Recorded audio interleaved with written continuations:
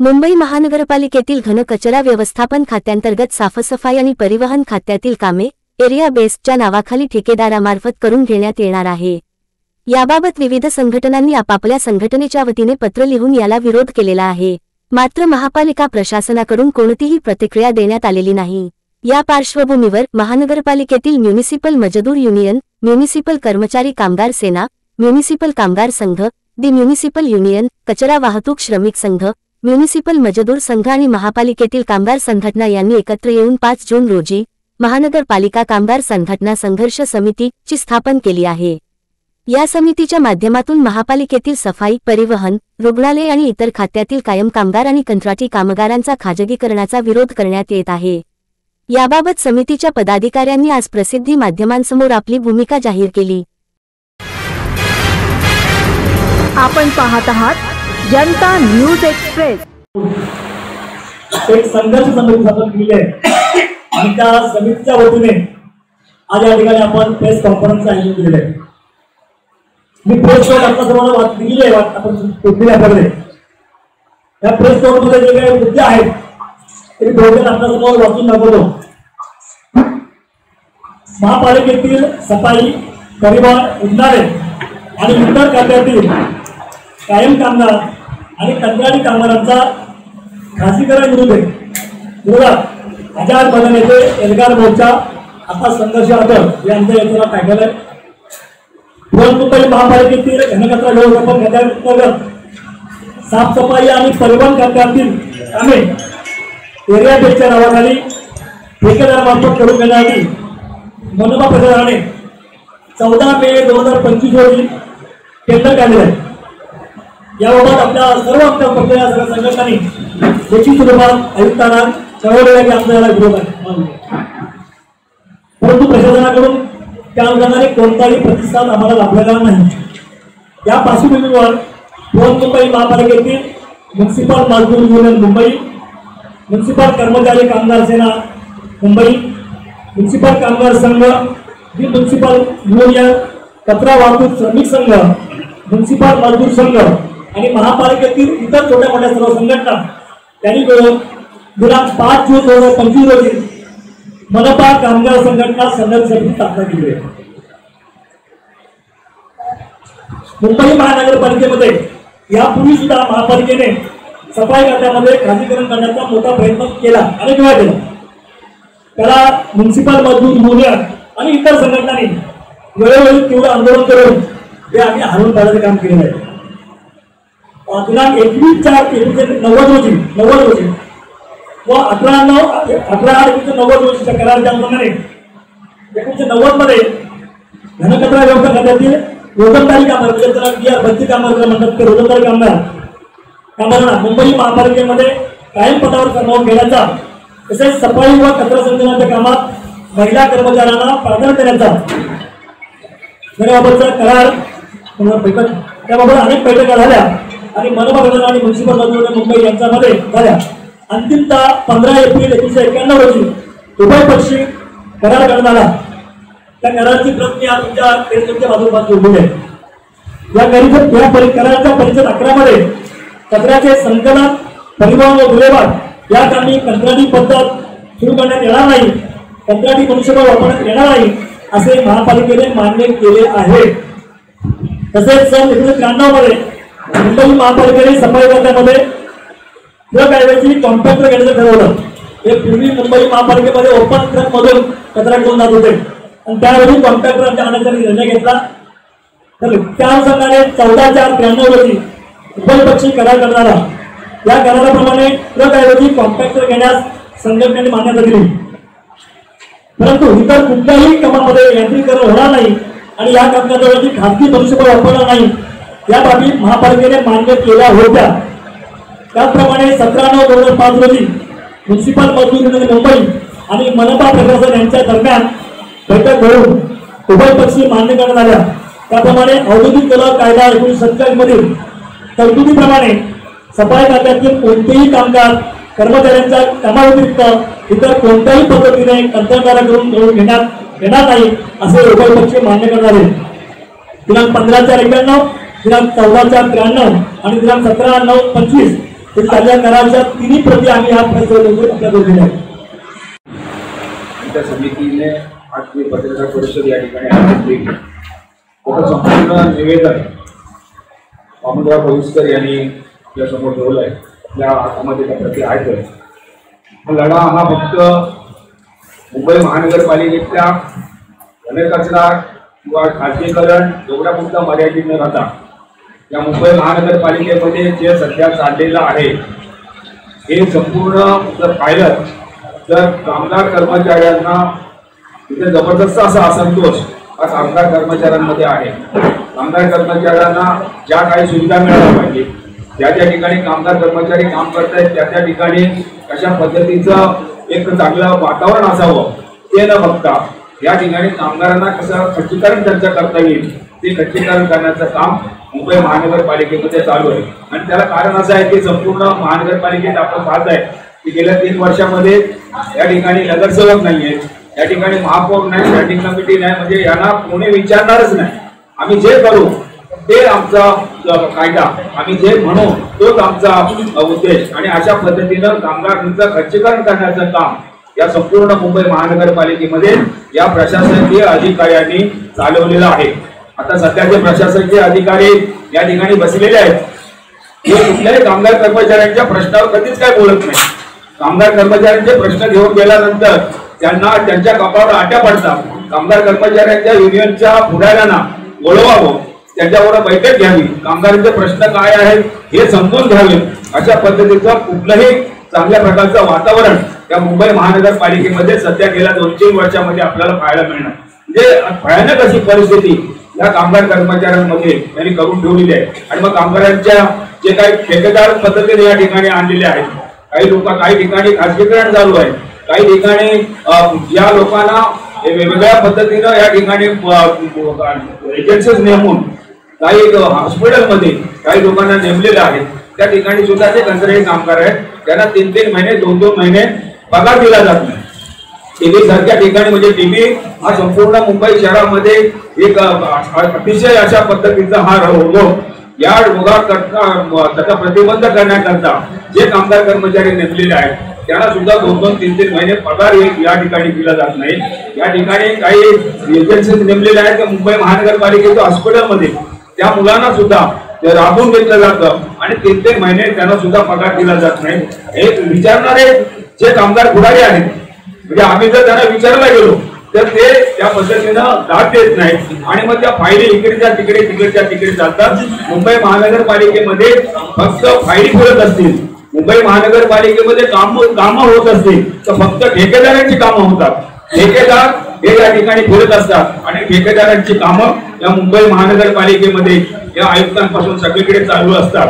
आणि म्हणून आज मला या प्रशासनाच्या विरोधात ज्यावेळेला आपण असा आवाज उठवतो, प्रशासनाच्या विरोधात उद्या मोर्चा आपण काढतोय, त्या मोर्चामध्ये सुद्धा कामगार कर्मचाऱ्यांच्या ज्या भावना आहेत तेवढ्या भावना आहेत या मुद्द्याच्या मोर्चामध्ये निश्चितपणे दिसतील. आणि म्हणून हे प्रशासन याला जागा करण्यासाठी आपण सगळ्यांनी, विशेषतः पत्रकारांनी आम्हाला साथ दिली पाहिजे. कामगार कर्मचारी आमच्या सोबत आहेत, सगळ्या युनियन आमच्या सोबत आहेत, संघटना जबरदस्त पद्धतीनं आमच्या जे कामगारांच्या प्रश्नावर आम्ही जे म्हणत असतो, कामगार प्रश्नावर जे काय आमचं म्हणणं असतं ते निश्चितपणे आम्ही मांडत असतो. आणि म्हणून कामगारांच्या प्रश्नावर एक चांगल्या प्रकारचं आंदोलन या ठिकाणी व्हावं आणि आंदोलन व्हावं याकरता उद्या आम्ही जो काय निर्णय घेऊ तो सगळ्या कामगार कर्मचाऱ्यांच्या वतीने घेण्यात येईल. आणि मुंबई शहरातल्या नागरिकांना कुठल्याही प्रकारचा त्रास होऊ नये ही आमची भावना आहे. परंतु ही भावना असताना सुद्धा जर प्रशासन आडकुटेपणा धोरण आखत असेल तर आम्हाला त्याची निश्चितपणे त्या ठिकाणी सामना करावा लागेल. आज मला शरदराव साहेबांची या ठिकाणी आठवण येते. या कामगारांच्या प्रश्नावर किंवा या ठिकाणी पत्रकार परिषदेमध्ये नेहमी शरदराव आम्हाला नेहमी सांगायचे ही जी मंडळी आहे या ठिकाणी असणारे जे प्रशासकीय अधिकारी आहेत या अधिकाऱ्यांमध्ये सुद्धा आता एक 2 चंगू आलेले आहेत. हे चंगू हे कामगारांच्या प्रश्नाकडे लक्ष देत नाहीत, युनियनच्या पुढाऱ्यांना मानत नाहीत, युनियनच्या पुढाऱ्यांना वारंवार त्या ठिकाणी गेल्यानंतर सुद्धा हे होत नाही. कारण हे सगळे पिछे असतात, हे ठेकेदारांच्या कामामध्ये पिछे असतात, हे कामगारांच्या प्रश्नावर कधी पिछे नसतात. आणि म्हणून बांधवांनो, उद्याच्या मोर्चासाठी आपण सगळ्यांनी ताकदीनं या ठिकाणी असं म्हणजे मुंबई शहरातल्या नागरिकांना आपण आवाहन केलं पाहिजे. हे जे चाललेलं आहे सध्या ही परिस्थिती बदलायची असेल तर आपण सगळ्यांनी सहकार्य केलं पाहिजे. कामगार कर्मचारी आमच्या सोबत आहेत, आज सगळ्या युनियन आमच्या सोबत आहेत. म्हणजे 21 वॉर्डांमध्ये 24 पैकी 22 वॉर्डांमध्ये हे पूर्णतः कॉन्ट्रॅक्ट देण्यात येत आहे आणि गेले वर्षानुवर्ष ही आमची मागणी राहिलेली आहे की तुम्ही जे काही रिक्त पद ते रिक्त तुम्ही पद भरत नाही आहात आज. आणि मुंबई शहर एवढ्या वेगाने वाढलेलं आहे अनेक वर्षापासून. ही पदं वाढली पाहिजे होती शेड्यूल पोस्ट, पण न वाढता तिथेच आहेत आणि त्याच्यामध्ये सुद्धा रिक्त पद म्हणजे घरकचरा विभागामध्ये 31,617 एवढी शेड्यूल पोस्ट असताना फक्त 28,036 एवढीच आता कार्यरत आहेत. नव्याने भरती होत नाहीये तिथे आणि जवळपास 3,500हून जास्त रिक्त पद आहे. हे फक्त घनकचरा विभागामध्ये तिथे आहे आणि तिथे ट्रान्सपोर्टेशन आहे तो त्याचाच भाग येतो. ट्रान्सपोर्टेशन मध्ये शेड्यूल पोस्ट 4,004 आहेत पण त्याच्यामध्ये रिक्त पद हे 2,159 हे रिक्त पद आहे. म्हणजे हे आकडे हे दाखवतात की ह्यांना आधीपासूनच खाजगीकरण करायचं होतं तर त्यांनी कुठेही रिक्त पद भरलेली नाही. मुळात मुंबई शहर एवढ्या वेगाने वाढत असताना या शेड्यूल पोस्टच डबल झाल्या पाहिजे होत्या. कारण की घनकचरा विभाग हा असा विभाग आहे जिथे स्वच्छताची सर्व जबाबदारी यांच्यावरती असते आणि शहर मोठ्याने वाढत असताना स्वच्छता हा फार मोठा भाग आहे हे त्यांनी कुठेही केलेलं नाही. आणि ज्या पद्धतीने आता हे कॉन्ट्रॅक्ट आणतात मुळात 1888च्या कायद्याने महानगरपालिकेचा कायदा आहे तिथे हे जे काही काम आहे घनकचरा विभागाचं SWMचं ते तिथे सेक्शन 61C मध्ये लिहिलेलं आहे की हे एसेन्शियल अँड ऑब्लिगेटरी सर्व्हिस आहे. आणि जर एसेन्शियल अँड ऑब्लिगेटरी सर्व्हिस जर असेल तर तुम्ही एवढ्या महत्वाच्या गोष्टीला तुम्ही कॉन्ट्रॅक्टर्स कडे देताच कसे. हा एकूण भाग आहे. मुळात याच्यामधलं काय होणार आहे आताच म्हणजे हे 22 वॉर्डामध्ये दिल्यानंतर जवळ 8,000 जास्त कायम कामगारांना तिथे काम नसणार आहे. आता सांगताना प्रशासन सांगते आम्ही त्यांना सेकंड शिफ्ट मध्ये साफसफाईसाठी देऊ. मुळात मी जर मोटर लोडर आहे तर मी साफसफाई करायला कशाला जाऊ आणि तुम्ही सेकंड शिफ्ट मध्ये म्हणजे आता काही काम होत नाही का सेकंड शिफ्ट मध्ये तर आता व्यवस्थित कामं सुरू आहेत मग ते तुम्ही 8,000 अतिरिक्त लोक तिकडे पाठवणार आहात. मुळात हे फक्त एका पद्धतीने पूर्णतः कायम कामगारांना संपवण्याचा हा प्लॅन आहे. याला कुठेही आम्ही सक्सेस होऊ देणार नाही, यशस्वी होऊ देणार नाही. आणि दुसरी बाब की गरज आहे का म्हणजे जे काम परमनंट कामगारांकडनं तुम्ही करून घेत आहात व्यवस्थित होत आहे त्याला अजून वाढवलं पाहिजे. तिथे तुम्ही कॉन्ट्रॅक्टवर देण्याचं कारणच काय. वेट लिसिंग आपण अनेक ठिकाणी वेट लिसिंगचं बघितलेलं आहे की जिथेही असेल BST मध्ये असेल बाकी ठिकाणी असेल तिथे वेट लिसिंग आल्यानंतर कामाचं स्वरूप म्हणजे कामाची जी क्वालिटी आहे दर्जा आहे तो कमी होतो आणि मोठ्या प्रमाणात करप्शनला तिथे वाव मिळतं. आणि म्हणून हे होऊ नये याच्यासाठी संघर्ष समिती स्थापन झालेली आहे आणि ज्या पद्धतीचं जर ऐकलं नाही प्रशासन आमची मागणी आहे की हे जे काही टेंडर काढलेलं आहे हे टेंडर तातडीने परत घेण्यात यावं. पण मित्रांनो हे कामगार म्हणून कामगार संघटना म्हणून आम्ही याचा विरोध करत आहोतच पण त्याचबरोबर मुंबईकर जनता हा पैसा कोणाचा आहे तर हा पैसा मुंबईकर जनतेचा. हे दरवेळेला सांगतात की कॉन्ट्रॅक्ट देत आहोत कारण आम्हाला कायम कामगारांचे पगार आणि वगैरे देऊन जेवढं काम होतं त्याच्याहून स्वस्त स्वरूपामध्ये या वेट लिसिंगच्या स्वरूपात काम होतं असं त्यांचं म्हणणं असतं. आता ही टेंडर कॉपी तुम्हाला अवेलेबल असेलच ती वेबसाईटवर अवेलेबल आहे. त्याचा पान 56 बघा. आम्हाला जास्त वेळ नव्हता हे सर्व बघायला. आम्ही जे काही प्रथम स्वरूपी दिसलेलं आहे तेच पण याच्यातनं आम्ही आता जे काही एक्सपर्ट्स आहेत टेंडरच्या याच्यामध्ये त्यांच्याकडे आम्ही हे आता सोपूत करत आहोत.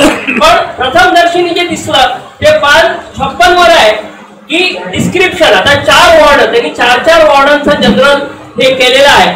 त्याच्यामध्ये घनकचरा विभागामध्ये A, B, C आणि D इथे त्यांनी जे टेंडर काढलेलं आहे त्याच्यामध्ये दिवसाला किती टन कचरा उचलायचा आहे याचं कॉन्ट्रॅक्ट म्हणजे टनाच्या हिशोबाने पैसे ठरवणार आहेत आणि तिथे टन दिलाय तर तिथे 673 टन दिवसाला तिथे कचरा जमा करायचा आहे असं त्या टेंडर मध्ये आहे. हे आताच काढलेलं टेंडर. दुसरं की आताच्या परिस्थितीमध्ये हे किती आहे तर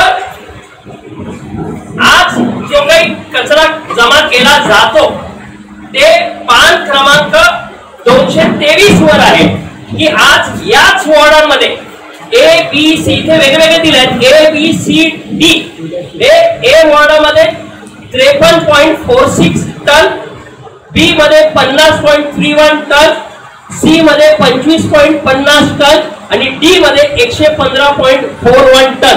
हे आजचं कचरा गोळा करण्याचं म्हणजे आज एवढा कचरा गोळा होतो. या वॉर्डांमध्ये जर आजच्या परिस्थितीमध्ये एवढा कचरा जमा होतो तर तुम्ही म्हणजे जवळपास आज किती होतो तर आज 244.68 एवढा कचरा आज रोज जमा केला जातो अंदाजे.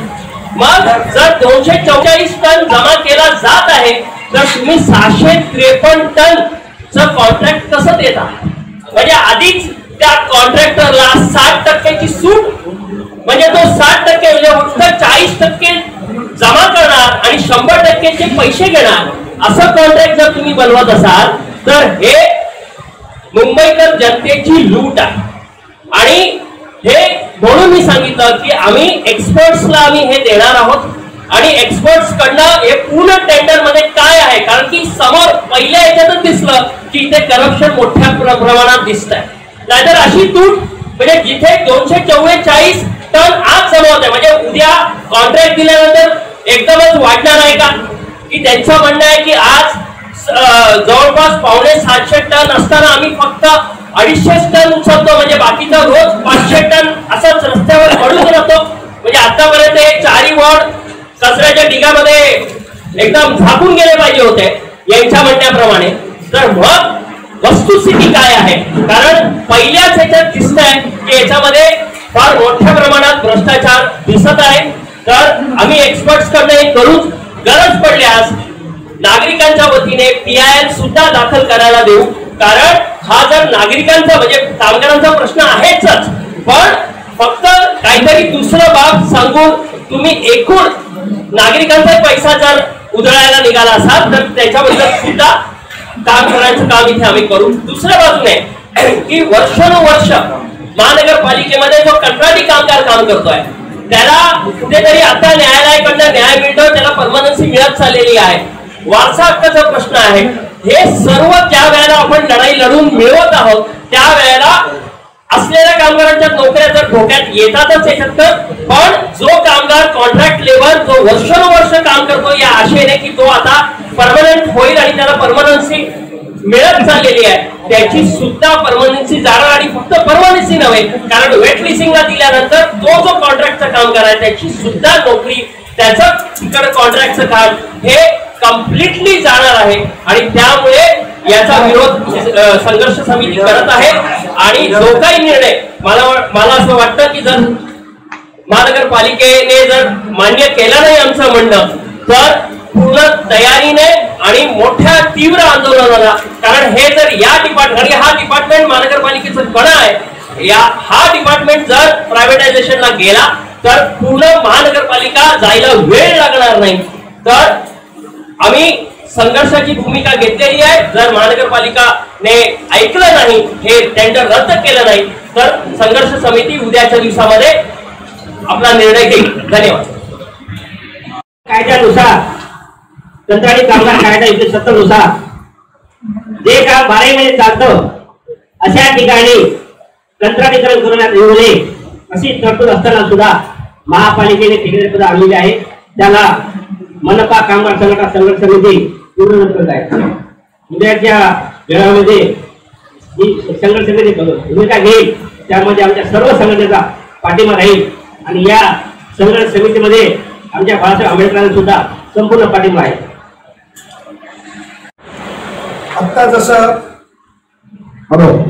आता जसं सांगितलं की आता एकही नगरसेवक नाही त्यामुळे स्टँडिंग कमिटी नाही आणखी महापौर नाही म्हणजे लोकांचं रिप्रेझेंटेशन नसताना पावसाळा समोर आलेला असताना कोणत्याही युनियनशी चर्चा न करता चेंज ऑफ वर्क याच्या संदर्भात न्यायालयात संघटनांना कोणतीही कायदेशीर नोटीस न देता ज्या घाईघाईने प्रशासन हे काम करतंय याचं कारण मंत्रालयातनं त्यांच्यावर असलेलं धडपड.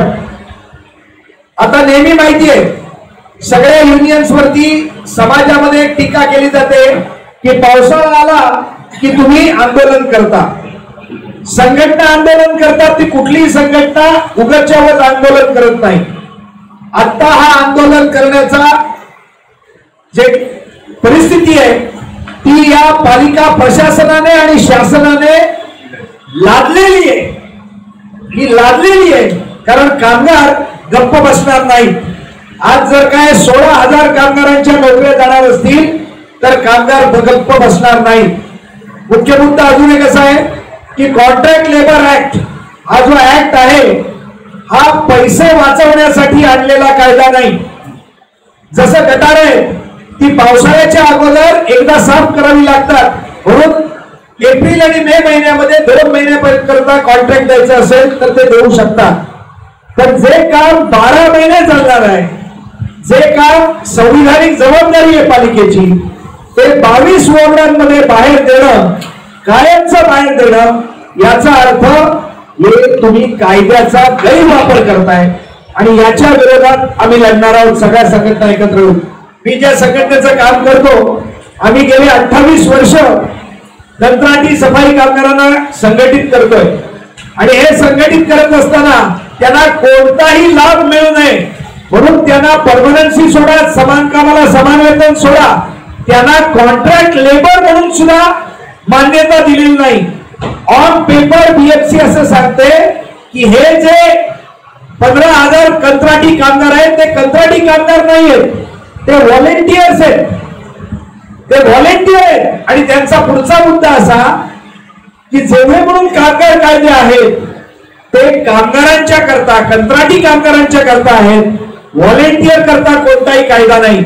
असे व्हॉलेंटियर समजणाऱ्या कामगारांची आम्ही संघटना बांधली आणि आज 28 वर्षाच्या लढाईमध्ये 4,520 कामगार परमनंट झाले.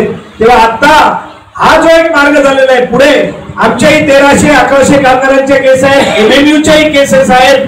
या केसेस घातलेल्या आहेत तेव्हा त्या कामगारांना न्याय मिळणार नाही या दृष्टीने हा बंदोबस्त करतायत.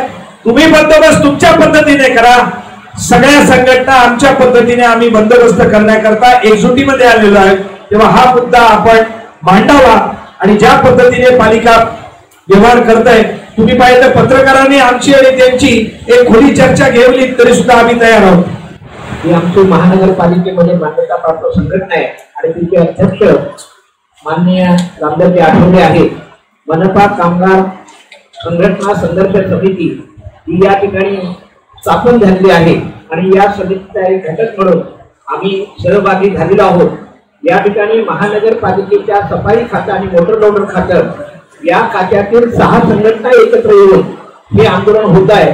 परंतु महानगरपालिकेमध्ये जेवढ्या मान्यता प्राप्त युनियन आहेत त्या युनियनचं सुद्धा फेडरेशन आहे आणि त्या फेडरेशनचा सुद्धा या आंदोलनाला पाठिंबा आहे. पत्रकार बंधूंना विनंती करतो की आपण सर्वांनी याला मोठ्या प्रमाणामध्ये प्रसिद्धी देऊन मागासवर्गीय समाजातला हा जो कामगार आहे तो वेठबिगारीमध्ये उद्ध्वस्त होणार याची बाजू मांडावी अशी मी आपल्या सगळ्यांना विनंती करतो. जय हिंद, जय महाराष्ट्र, जय भारत. 82 साली मुंबईची लोकसंख्या होती 57 लाख. मुंबईची लोकसंख्या 82 साली होती 57 लाख आणि आमच्या कामगार कर्मचाऱ्यांची संख्या होती 1,57,000. मुंबईची लोकसंख्या वाढली, बिल्डिंग वाढली, गटारं वाढली, झोपडपट्ट्या वाढल्या, टॉवर्स वाढले, कामगारांची संख्या किमान 3 लाख व्हायला पाहिजे होती. आज महापालिकेने आम्हाला फक्त 85,000वरती आणून सोडलेलं आहे. आणि जर का भविष्यामध्ये या नोकऱ्यासाठी आम्ही जर लढलो नाही, कायम कामगारांच्या नोकऱ्या वाढवण्याचे जर आम्ही लढलो नाही तर महापालिका आज 85,000वरती आहेत कामगार ते आपले 200 पर्यंत.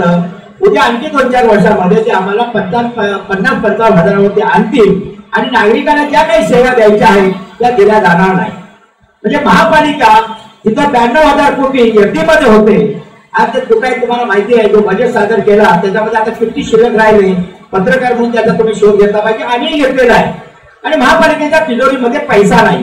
एक तर भांडवली कामाची हजारो कोटीची काढली, जिथे रस्ते बनवायची गरज नव्हती त्या ठिकाणी कॉन्ट्रॅक्ट म्हणजे सगळ्या ठिकाणी सिमेंट कॉन्क्रीटचे पक्के रस्ते गलीबोळामध्ये बांधण्याचं काम चालू आहे, त्या रस्त्याची गरज नव्हती.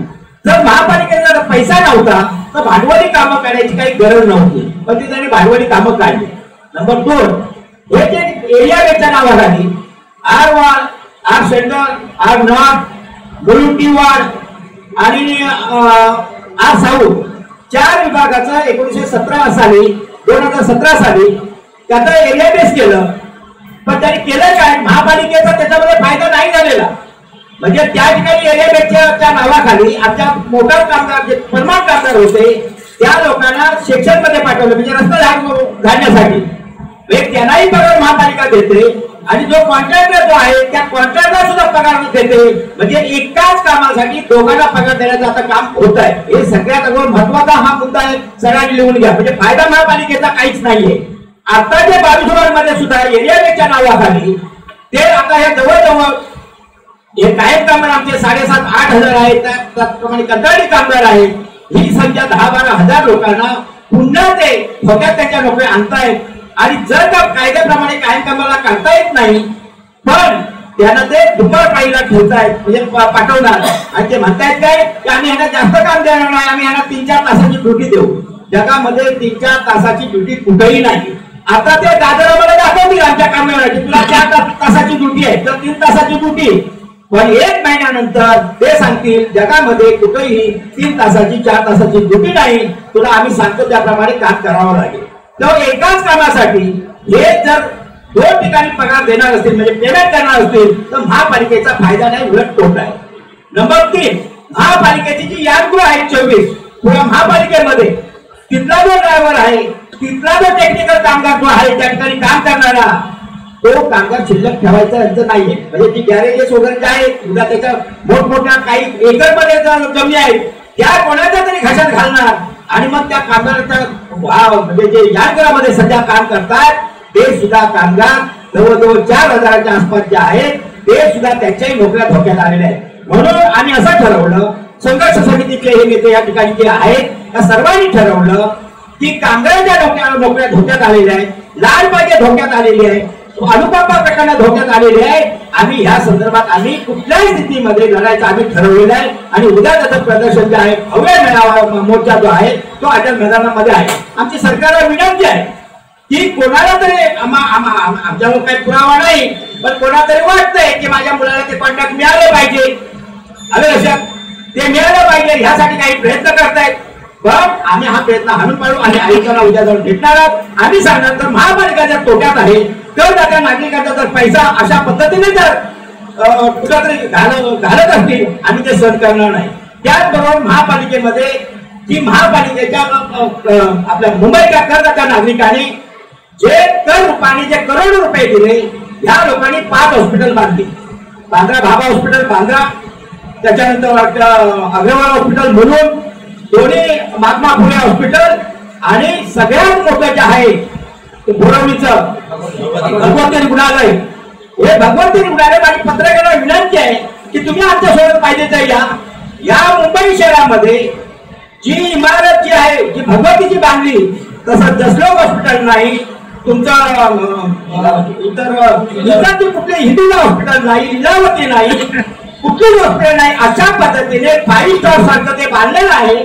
आणि त्याच्या हे मनात होतं की अशा पद्धतीने हॉस्पिटल बांधा की जेणेकरून उद्या हे आम्हाला कोणाच्या तरी खाजगी ठेकेदाराला द्यायचं आहे. आणि म्हणून आम्ही ज्यावेळी त्याचं आंदोलन केलं, आम्ही सगळ्या हॉस्पिटलमध्ये घंटानाद केला, कामगारांना उतरवलं आणि त्याचा परिणाम असा झाला की त्या ठिकाणी उद्धव साहेब यांची शिवसेना त्याच्यानंतर मनसे हे रिंगणात उतरल्यानंतर आज त्या ठिकाणचे जे एमपी आहेत आणि माननीय मंत्री पियुष गोयल साहेब त्यांनी सांगितलं की भगवत हॉस्पिटल जे आहे हे अर्धा म्हणजे काही जिल्हे हे गुजरातचे आणि महाराष्ट्राचे पालघर पासून सगळा जो पेशंट येतो तो त्या ठिकाणी येतो तर ते खाजगी करू नका म्हणते थांबलेलं आहे. आमचं म्हणणं असं आहे की जर महापालिकेकडे जर पैसा नव्हता तर तुम्ही बांधलात कशाला? करदात्या नागरिकांच्या पैशातून जर बांधलं असेल त्यांचं कॉन्ट्रॅक्ट सिस्टम होऊ नये. आम्ही आंदोलन उभं केलं म्हणून आता ते प्लॅटफॉर्मवरती गेलेले आहेत. परंतु किती दिवस याचा आम्हाला अंदाज नाही. परंतु जर का प्रशासनाला जर का सरकारला वाटत असेल की मुंबईमध्ये जो सफाई कामगार जो आहे जो मोठा लोडर आहे त्याच्या आम्ही नोकऱ्या धोक्यात आणू आणि आम्ही कॉन्ट्रॅक्टरच्या घशात हे सगळं घालू. या सर्व संघटना या ठिकाणी आम्ही आहोत. आम्ही सगळ्यांचे जोर कापलेले आहेत. कोणी याच्यातून मागे फिरणार नाही. जो काही संघर्ष करावा लागला तो आम्ही निश्चितपणे करणार. आणि त्या उद्याचा जो मोर्चा आहे त्याच्यामध्ये काय आंदोलन असेल, कशा पद्धतीने असेल, वरतून जाणार का, आणखी काय करणार का, हे उद्या आम्ही त्या ठिकाणी आम्ही जाहीर सगळेजण ते आम्ही करणार आहोत. पण एकच तुम्हाला सांगतो, खाजगीकरणाचा काय परिणाम होऊ शकतो तुम्हाला माहिती आहे की मला बाकीचं बोलायचं नाही. पण आमचा जो देवनार कत्तलखाना होता त्या देवनार खात्यामध्ये 2,500पेक्षा जास्त लोक होते, सगळ्या प्रकारचे कॅटरिंगचे मिळून. देवनार कत्तलखाना बंद केला, खाजग्याला दिला आणि तिथं जो खाटीक होता, जो बकऱ्या कापायचा, त्याला उचललं तिथून. म्हणाले आम्ही हा सगळं आता बंद करतोय. त्याला उचललं आणि सुरक्षा रक्षक म्हणून वेगवेगळ्या हॉस्पिटलला किंवा इतर डिपार्टमेंटला पाठवलं आणि त्याच्या खाली लाईन लिहून ठेवली की हा ज्यावेळी रिटायर होईल ती जागा त्याची भरायची नाही. आज तुम्ही देवनार कत्तलखान्यामध्ये त्या ठिकाणी कायम करणार या हाताच्या बोटावरती मोठ्या एवढे शिल्लक आलेले आहेत. त्यामध्ये ही भीती जे आमच्या खाटिकांचं तिथं केलं, जे कॉन्ट्रॅक्ट सिस्टम आणून त्यांना सिक्युरिटी गार्ड बनवलं, काही कामाचा त्यांना अनुभव नव्हता, पण त्याला आम्ही विरोध केल्यामुळे शेवटी त्या लोकांना सुरक्षा रक्षक म्हणून नेमले, पण त्यांच्या जागा पुन्हा काही भरल्या नाही. आणि म्हणून आमचं म्हणणं आहे, शेडी तुटवा पाराणी तुटो. आम्ही सगळ्या संघटना ज्या आहेत त्या एकत्र येऊन या गरीब कामगारांच्या नोकऱ्या आम्ही 100% वाचवणार. त्याच्यामध्ये तुम्ही त्याला प्रसिद्ध करण्याचे काम करा. आणि उद्या जो आझाद मैदानामध्ये कार्यक्रम मोर्चा जो आहे ते काय आमची पुढची रणनीती असेल, काय आंदोलन असेल, हे आम्ही त्या ठिकाणी जाहीर करण्याचं आम्ही काम करणार. आपण या ठिकाणी आला त्याबद्दल मी सर्वांचे आभार मानतो. सर्वांना धन्यवाद. अचूक बातम्या, निपक्षपाती विचार, अन्यायाविरुद्ध वाचा फोडणारे परखड विचारांचे सार्वभौम दैनिक प्रजासत्ताक जनता.